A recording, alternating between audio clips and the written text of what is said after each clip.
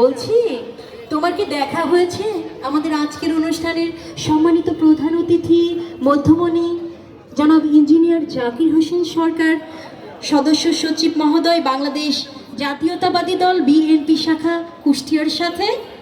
ও আচ্ছা, দেখা হয়েছে। আচ্ছা, মোটু কোথায় গেছে?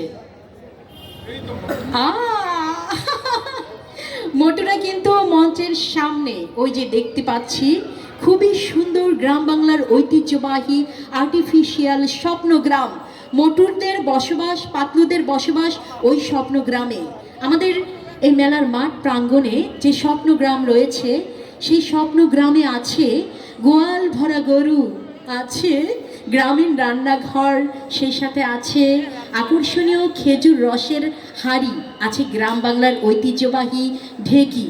আরও কি আছে, জানেন তো? আরও আছে হালের লাঙ্গল। আজকের অনুষ্ঠান উপভোগ করবেন এখন থেকে আমাদের আজকের অনুষ্ঠানে সম্মানিত প্রধান অতিথি মহোদয় জনাব ইঞ্জিনিয়ার জাকির হোসেন সরকার, সদস্য সচিব, বাংলাদেশ জাতীয়তাবাদী দল বিএনপি কুষ্টিয়া শাখা। আসলে তাকে আমরা যতবার কাছে পাই মনে হয় যেন নতুন করে পাই এক অন্য রকম অনুভূতি।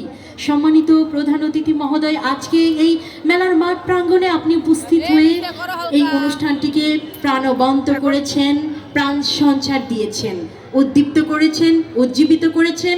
তাই তো শিল্পী সমাজ কুষ্টিয়ার পক্ষ থেকে আবারও আপনাকে জানাই করতালির মাধ্যমে অভিনন্দন। প্লিজ সকলে জোরে একটি করতালি দেবেন।